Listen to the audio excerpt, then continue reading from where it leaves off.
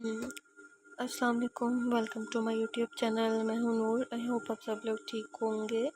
तो मैं last episode लेकर आई हूँ, पिया मैं तेरी पाए हुस्न कबल। चलो स्टार्ट करते हैं विदाउट वेस्टिंग एनी टाइम। बिस्मिल्लाहिर्रहमानिर्रहीम। इसके सवालों नाराज़गी को मुकम्मल इग्नोर करते हुए इसे पैसेंजर सीट पर बिठा कर डोर बंद करके दूसरी जानब से आकर ड्राइविंग सीट पर बैठा था। वो एक हाथ से ड्राइव कर रहा था जबकि इसका दूसरा हाथ साथ बैठी हसीन दिलरुबा की आंखों में उलझा हुआ था। जाजिब वाकिफ था, मुहीब इजलाल मलिक कभी इसे छोड़ने वाला नहीं है। शुरू से ही वही इसकी शील्ड बनकर हिफाजत करता रहा, मगर जब आज वही दुश्मन हो तो यकीनन अब इसे सजा मिलने से कोई नहीं रोक सकता। हेलो। वो गहरी नींद में था जब सैलरिंग हुआ। नींद में ही साइड टेबल पर से उठाकर सर कान से लगाया। क्या मिस्टर ज़ुरान से बात हो सकती है? दूसरी जानिब से इस्तफसार किया गया। जी बोले। मैं आतिफ मिजाज इजलाल मलिक के ख़िलाफ़ अदालत में गवाही देने के लिए तैयार हूँ। बस इसका जुमला मुकम्मल करना था कि ज़ुरान की नींद उड़ी। अगले ही पल वो तेज़ी से मारे हैरत के उठकर बैठा। क्या वाकई कहीं पिछली बार की तरह पलट तो नहीं जाओगे तुम? नहीं, बिल्कुल नहीं। मैं गवाही दूंगा इसके खिलाफ। इसने ज़ुरान को मुकम्मल एतबार में लिया था। मुहिब मुहिब। वो घर में इसका नाम बुलंदो बरहम आवाज़ से पुकारते हुए दाखिल होते। वो स्टडी से तेज़ी से निकल कर नीचे लाउंज में आया। क्या हुआ है? इतनी ज़ोर से मेरा नाम लेकर क्यों चीख रहे हैं आप? इसने नहायत संजीदगी से अपने वालिद की जानिब देख इस्तफसार किया था। अभी इसने सवाल किया ही था कि नजमा भी तेज़ी से किचन से निकल कर इनकी जानिब आई थी। अजलाल मलिक को देखते इसकी सियाह आंखों में नफरत उभरी थी। ज़्यादा अनजान बनने का नाटक मत करो। क्या तुम नहीं जानते तुम्हारी बीवी ने मेरे खिलाफ केस दायर किया है अदालत में? वो मुहिब को देख खासा भड़क कर जवाब दे हुए थे। मुझसे रिकॉर्डिंग नहीं हो रही। बहुत मुश्किल है। फिर भी इस हरामजादी को जिंदा छोड़कर गलती की थी मैंने। अगले ही पल इसकी नज़र नजमा पर गई, जिस पर वो दांत पीसते हुए पछतावे भरे लहजे में गोया हुआ डैड वो वजीहा मर्द अपने रोबदार अंदाज में इनकी आंखें ही आंखों में वार्न देने लगा था। वार्निंग देने क्या? ये लड़की ही वजह है हमारी बर्बादी की। ये ना होती ना जाजे इसके इश्क में पागल होकर हमें नुकसान पहुंचाता, और ना तुम दोनों भाइयों के बीच लड़ाई होती, ना आज पूरी दुनिया के सामने हमारा तमाशा बनता। हमारी रुसवाई की वजह यही हरामजादी है। ये कहते हुए इनकी आंखों में खून उतरा था। गुस्से से पागल होकर वो नजमा की जानिब तेज कदम लेने लगे थे। यकीनन वो इसे नुकसान पहुंचाने का इरादा रखते थे। नजमा इन्हें अचानक अपनी जानिब बढ़ता देख खौफ से मुब्तला हुई। इस कदर खौफ के इसका जहन मफलूज हो गया। बजाय भागने के या खुद को बचाने की कोशिश करने के, वो सख्ते में खड़ी इनके कदम तेजी से अपनी जानिब बढ़ते देखने लगी। दूर रहे, मेरी बीवी को नुकसान पहुंचाने का सोचना भी मत। उनके घर वालों से डांट पड़ी है कि इतनी तबीयत खराब है तो क्यों रिकॉर्डिंग कर रही हो? खैर, अभी तो सिर्फ केस दायर हुआ है। अगर आपने अपनी हदूद ज़रा भी पार करने की कोशिश की तो यकीन जाने फिर कोर्ट में नजमा के नहीं मेरे वकील उतरेंगे आपके खिलाफ। और आप अच्छी तरह जानते हैं ऐसा कोई केस नहीं जो मुहिब अजलाल में लिखा रहा हो। अजलाल मलिक ने अपना हाथ बुलंद क्या ही ताज नाजुक सिर्फ लड़के को मारने के लिए कि वो खूबरू नौजवान इन दोनों के दरमियान अचानक से दीवार की माने हाइल हुआ। अजलाल मलिक की आंखों में आंखें डाल वो शेर की तरह चिंगारते हुए धमकी आमेज लहजे में गोया हुआ। अजलाल मलिक इल्म रखते थे कि रूबरू खड़ा वो रोबदार शख्स अपनी ज़बान का कितना पक्का है। इसके होते वो नजमा को किसी किस्म का नुकसान पहुंचाने की सोच नहीं सकते थे। इसीलिए दांत पीसते हुए अपना बुलंद हाथ नीचे कर लिया था, जबकि वो लड़की इसके बाजू को मजबूती से पकड़कर सहम कर इसके पीछे छुप गई थी।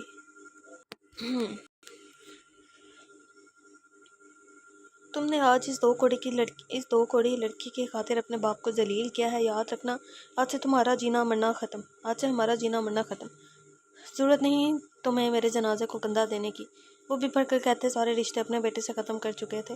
वो सिर्फ इन्हें जाता हुआ देख रहा था। वो शदीद अफसरदा हुआ अपने वालिद के अदा किए हुए जुमलों को सुन। इसने हमेशा अपनी फैमिली को छोड़ कर रखने की कोशिश की, मगर आखिर में वो को टूट कर रह गया था। इसका जान से प्यारा भाई, माँ बाप सभी तो जुदा हो गए थे इससे।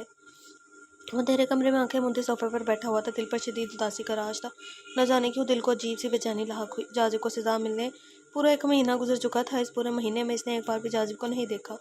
अचानक उस खामोश कमरे में सेल के रिंग होने की आवाज़ शोर बपक करने लगी थी। मुई जेब से सेल निकाला तो स्क्रीन पर सेक्रेटरी का नाम चमक रहा था। हम सर, दूसरी जानब से साइमा बताते हुए खासा डर गई थी। इसकी आवाज़ में कपकपाहट मुहिब ने महसूस कर ली थी। क्या हुआ है? इसने खासा संजीदगी से इस्तफसार किया। सर ने खुदकुशी कर ली। जेल में ब्लेड से अपनी नस काट कर बस इतना सुना था कि मुहिब के कान खड़े हुए अपने भाई के साथ गुजारा हर एक लम्हा आंखों के आगे फिल्म की तरह चलने लगा। आंखों में शदीद कर्ब के सबब आंसू बहने लगा जैसे दिल फट जाएगा आज। वो दोनों मियाँ बीवी कार में बैठे तो नजमा ने इसका हाथ मजबूती से थाम लिया। वो वाकिफ थी ये वक्त बहुत मुश्किल और दर्द भरा है इस बराबर में बैठे शख्स के लिए। माना इसने मुंह से एक लिफाज अदा न किया था। खामोश बुत बने बैठा था। لیکن وہ انجان ہی تھی کہ ایک طوفان برپا اس کے دل و دماغ میں ہے۔ وہ پل پل مرا رہا تھا اپنے بھائی کی موت کے غم میں۔ صرف اس لڑکی کا ہاتھ احمد تھا، مانا ہی سے خاصا سکون دینے لگا، دھارس بننے لگا کہ تنہا نہیں، وہ ہر سکھ دکھ میں ساتھ کھڑی ہے اس کے۔ وہ ڈائریکٹ شرط خانے پہنچے جہاں جازب کی لاش کو رکھا گیا تھا۔ وہاں پہلے سے ہی اجلال ملک، مبشرہ بیگم، محترمہ رقیہ اور صوبیہ موجود تھے۔ صوبیہ اور مبشرہ بیگم کا رو رو کر برا حال تھا۔ اجلال ملک محب اور نجمہ کو دیکھتے ہی بپر اٹھے تھے۔ کہاں آخری دیدار نہیں کرنے دیں گے جازب کا؟ نجمہ تو ڈر گئی تھی، تو کھا گئی میرے ہنستے، نجمہ تو ڈائن ہے، تو کھا گئی میرے ہنستے بستے گھر کو، میرے بچوں کو ایک دوسرے کی جان دشمن بنا دیا، میں تجھے کبھی معاف نہیں کروں گی۔ مبشرہ بیگم نجمہ پر چڑھنے ہی لگی تھی، لیکن محب اس حال میں بھی اس کی حفاظت کرنا نہ بھولا تھا۔ تیزی سے اس نازک لڑکی کو اپنے پیچھے چھپا کر خود ان کے سامنے کھڑا، جھکائے سر، نظریں جھکائے کھڑا ہو گیا تھا، جیسے خود کو پیش کر دیا ہو اس کے بدلے میں۔ مجھے نا سانس نہیں آ رہا، اسی وجہ سے میں بار بار اسٹاپ کر رہی ہوں، سانس لیتی ہوں پھر ریکارڈ کر رہی ہوں، کیونکہ کافی لمبا ہو چکا ہے۔ جیسے کہہ رہا ہو، جو برا بھلا کہنا ہے مجھے کہہ لو، مگر میری بیوی کی جانب کوئی نگاہ بھی نہ اٹھائے۔ تمہیں اب بھی اس کی پرواہ ہے؟ تمہیں نظر نہیں آتا یہ کھا گئی ہماری خوشیاں، ہمارا ہنستا بستا گھر، سب تباہ کر دیا اس لڑکی نے۔ مبشرہ بیگم محب کی شرٹ اپنی مٹھیوں میں بھیج کر دوسرے ہاتھ سے اس کے سینے پر مارتے ہوئے غم سے نڈھال حالت میں حلق کے بل چیختے ہوئے بولی۔ وہ جانتا تھا کس قدر اذیت میں ہے اس کی ماں، کچھ نہ کہا نہ انہیں روکا۔ وہ خود ہی کچھ پلوں بعد اس کے سینے میں منہ چھپا کر پھوٹ پھوٹ کر رونے لگی۔ انہیں روتا دیکھ نجمہ کو اپنا ہاسپٹل میں محب کے سینے سے لگ کر رونا یاد آیا۔ وہ بھی اس طرح تڑپی تھی اپنی اولاد کے غم میں۔ محب خود کو اس لمحے شدید بے بس محسوس کر رہا تھا۔ اس نے آج جان لیا تھا، چاہے آپ کتنی ہی کوشش کر لیں، ہر کسی کے لیے آپ اچھے نہیں بن سکتے، کسی نہ کسی کی کہانی میں آپ کا کردار منفی ہو ہی جاتا ہے۔ چلے جاؤ یہاں سے اپنی بیوی کو لے کر۔ اجلال ملک پیچھے سے زور سے غصیلی آواز میں دھاڑے تھے۔ وہ تب بھی بس خاموش کھڑا رہا تھا۔ ایک وقت آیا تھا جب وہ خود اسے مارنے چلا تھا، لیکن اب شدید غصہ تھا۔ وقت کے ساتھ غصے میں خاصے کمی آ گئی تھی، بلکہ یوں کہا جائے تو زیادہ بہتر ہوگا کہ غصے کی جگہ پچھتاوے نے لے لی تھی۔ چپ ہو جاؤ، یہ کوئی وقت ہے لڑنے اور غصہ دکھانے کا؟ ہٹو، آنے دو ان دونوں کو۔ محترمہ رقیہ خاصا برہمی سے گویا ہوئی تھی، جس پر اجلال ملک نہ چاہتے ہوئے بھی مجبور ہوئے راستہ چھوڑنے پر۔ جازب کی لاش سے کپڑا اٹھتے ہی اس کی جان نکلے، ایسا لگا پورے جسم کے ساتھ چھوڑ دیا ہو۔ اس کے چہرے کو دیکھ صدمے سے دوچار حالت میں کھڑا تھا۔ وہ گود میں کھلاتا تھا اسے اپنی ماں باپ کی لڑائی کے وقت اس کے صحن وجود کو خود سے لگانا جانے کتنی ہی دیر بیٹھا رہتا تھا۔ محب نے بڑی محبت سے اس کی پیشانی کا بوسہ لیا۔ مجھے معاف کر دینا جازی۔ وہ شدید رنجیدہ ہو کر آہستگی سے جازی سے لپٹ کر معافی مانگنے لگا۔ محب صاحب، آپ کے بھائی یہ چھوڑ کر گئے ہیں آپ کے لیے۔ ایک پولیس آفیسر اس کے پاس آ کر ایک فولڈ کاغذ اس کی جانب بڑھاتے ہوئے گویا۔ محب نے اس کاغذ کو بغیر پڑھے اپنی جیب میں ڈال لیا۔ تم ٹھیک ہو نا؟ نہ جانے کتنی ہی بار وہ یہ سوال پوچھ چکی تھی۔ میں ٹھیک ہوں، تم میری فکر مت کرو، جاؤ جا کر سو جاؤ۔ وہ سگریٹ کا دھواں منہ سے چھوڑتے ہوئے بغیر مرے سنجیدگی سے جواب دے ہوتا، مگر جاؤ نج۔ اس نے ذرا سختی لہجے میں حکم صادر کیا تو مجبوراً اسے اسٹڈی میں اکیلا چھوڑ کر دروازہ آہستگی سے بند کر کے وہ اپنے کمرے میں آئی تھی۔